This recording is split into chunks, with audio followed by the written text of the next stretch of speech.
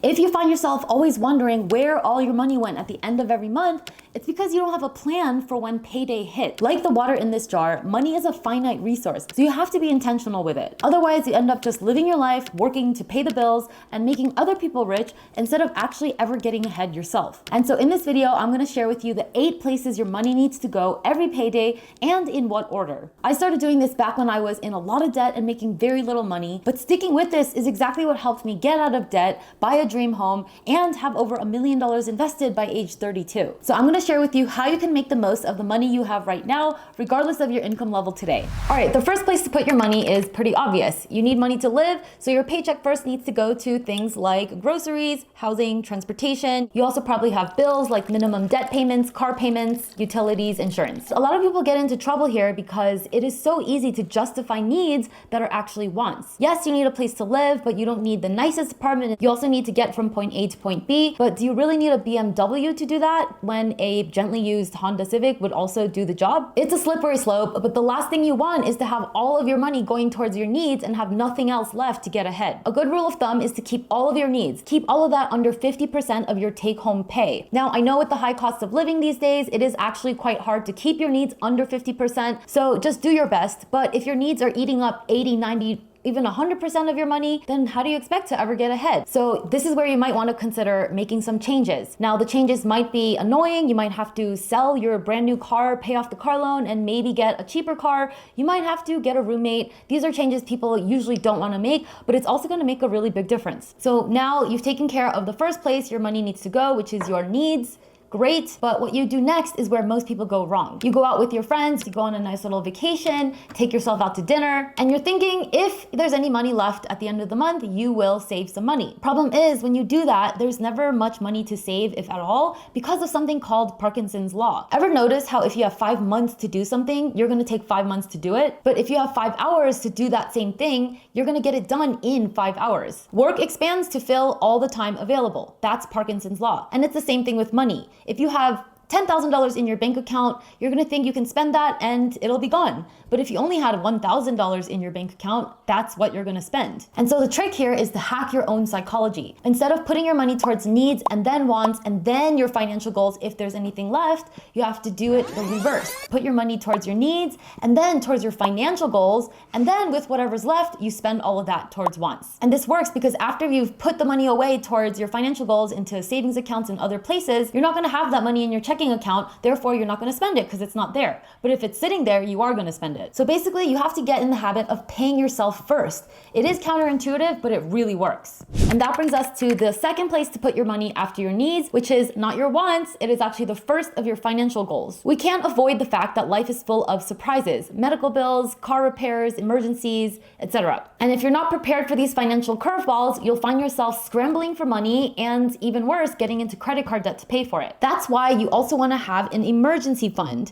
An emergency fund is a cash cushion set aside from your everyday checking account that is in a high yield savings account. So it's a savings account that pays good interest. And this emergency fund is your safety net. If anything unexpected, unplanned in your regular everyday spending happens, you take the money right out of this emergency fund, no problem. As for how much you should save in here, ideally you plan to have 3 to 6 months of your bare minimum necessity living expenses saved up. This emergency fund should cover you for anything that life could possibly throw at you, including a job layoff. And you will feel so amazing and secure once you have this. Check out the links below in the description for recommendations for my favorite high yield savings accounts. And now for the third place to put your money. It's great to have an emergency fund, but if you have credit card debt, it doesn't really make sense to be sitting on a large amount of cash, making a little bit of interest when you actually are paying 25 to 30% APR on credit card debt, which is why the third place to put your money is precisely to pay off credit card debt. Oops.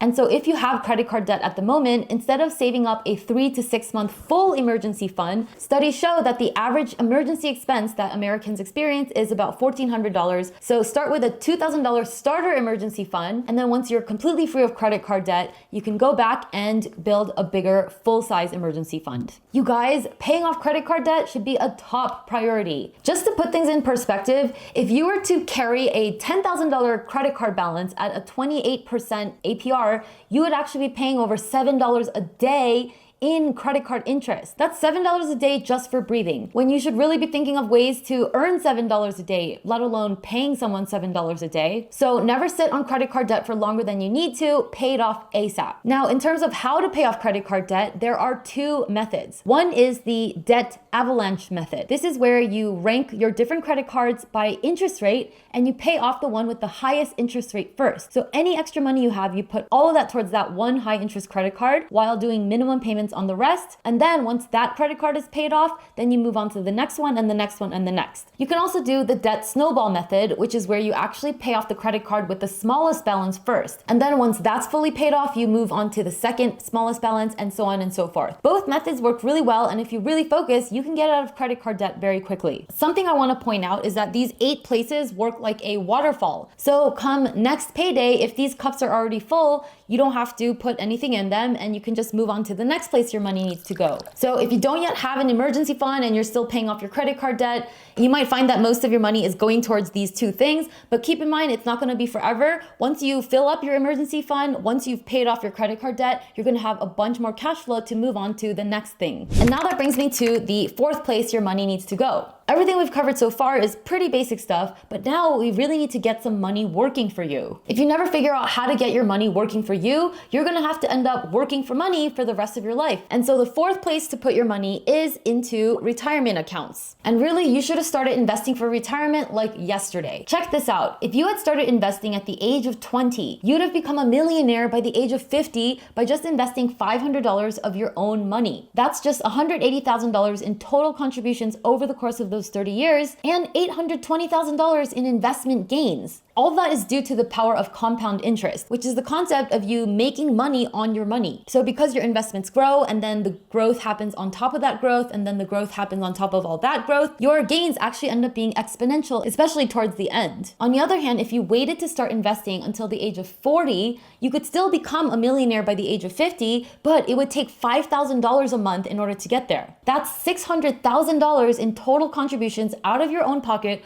over 10 years and $400,000 in growth from your investments. So that means because you didn't have time on your side and you didn't have the power of compounding exponential returns, you had to do a lot more of the heavy lifting. The good news is it's never too late to start, and there's actually a lot of tax advantaged ways to help you catch up quickly for retirement. One way to start investing for retirement and filling up this 4th cup quickly is something called 401k match. Not everybody has this, but if your job offers a 401k match, that means that for every percentage of your paycheck that you put into your 401k, your employer will match that for you. Sometimes they'll match you dollar for dollar. Sometimes it'll be 50 cents for every dollar you put in, but either way, it is free money. A lot of people think you need a lot of money to get started investing, but if you have 401k match, you don't need any money to get started investing. You just need to set up 401k match with your employer, and your 401k will fill up very quickly with free money from your job. Another amazing tax advantage way to start investing for retirement is to open a Roth IRA. A Roth IRA is an investment account that allows you to put after-tax money into it,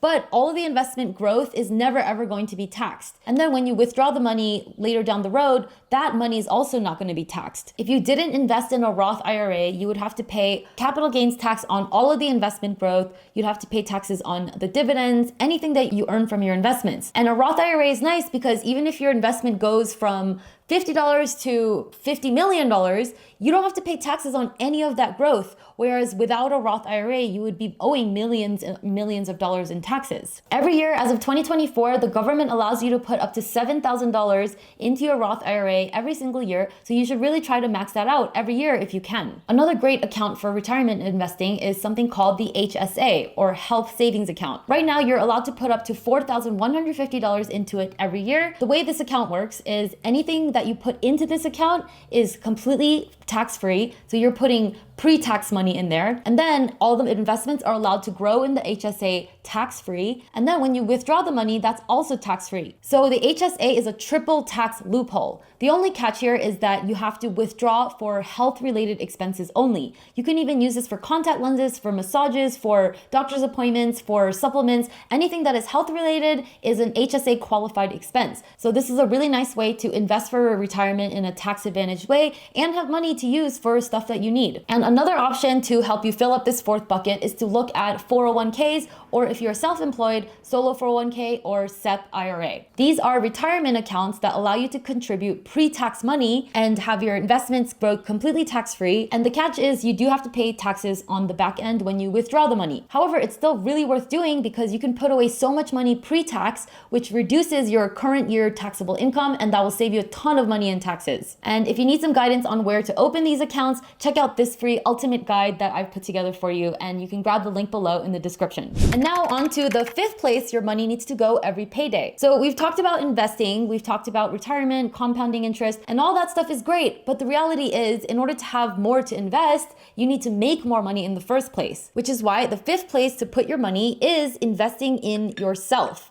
You could be putting your money in all the right places, but at some point you just need to be working with larger quantities of money. Putting a couple $100s away here and there is certainly better than nothing, but it's not going to change your life as if you put thousands of dollars away every month. That's why you have to invest in yourself and make yourself more valuable so that you can eventually charge more and make more. So invest in yourself to learn high income skills, spend the money to get training, mentorship, courses, books. Don't be one of those cheap people who never wants to pay for anything and wants to get everything for free. Really good training, coaching, advice, and help will cost money. I've invested tens of thousands of dollars in training, whether it's for business, money training, mindset training, therapy, coaching, and let me tell you, the ROI on things like that is higher than any stock or hot crypto coin that you could ever buy. When you grow, your income grows. So don't forget that one of the places your money needs to go is in investing in yourself. All right, now just by doing these 5 things, you're already ahead of 90% of people. But why stop there, right? There is nothing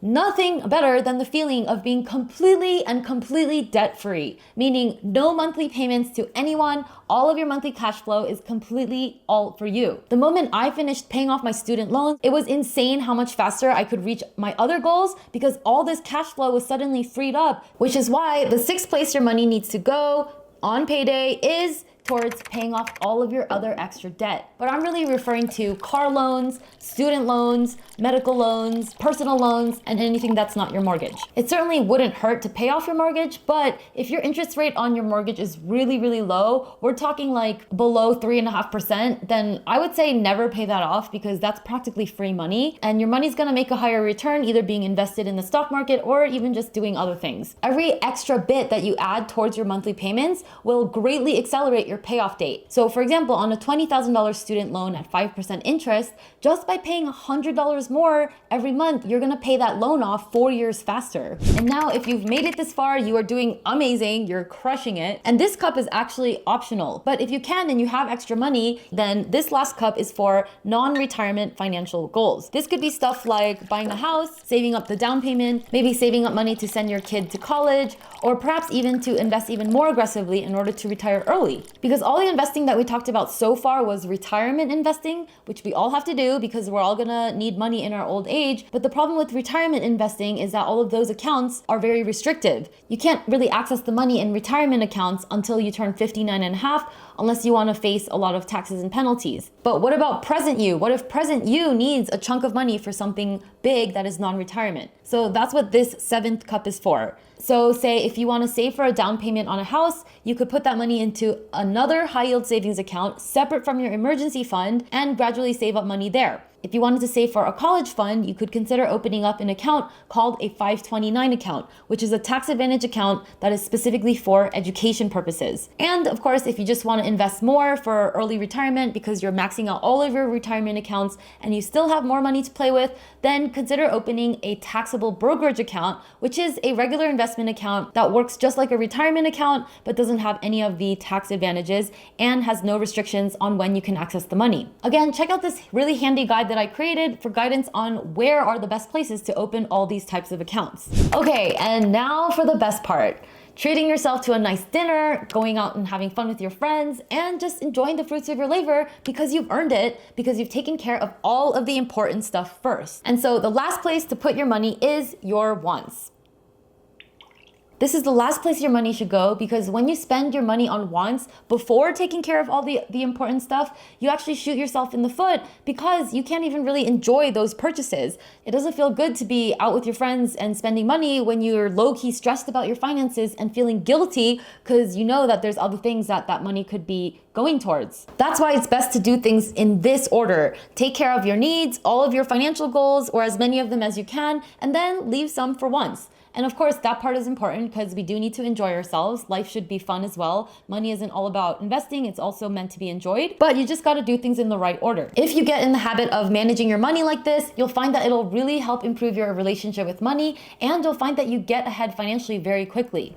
So now that I've shown you the 8 places your money needs to go every single payday, let's wrap it up with a concrete example using a $5,000 paycheck. So remember, we allocate your money like a waterfall. So if your take-home pay is $5,000, then half of that $5,000 goes to your needs, and then you have $2,500 left. But because this works like a waterfall, let's say you already have your emergency fund funded, you don't have any credit card debt, so you can skip number 2 and 3 and go straight to retirement accounts. Money into your Roth IRA and 401k match and your HSA, and all of that combined, you're putting $1,000 into your retirement accounts total every single month. That leaves you with $1,500 to work with. And then with the rest of the money, you're putting $500 a month into the investing in yourself bucket, and then $200 a month towards extra payments on your debt. And then for number 7, you're not putting anything towards non-retirement financial goals at the moment. And then that leaves you with $800 to spend on anything you want and to treat yourself. So hopefully this gave you a really good idea on how to be super intentional on every payday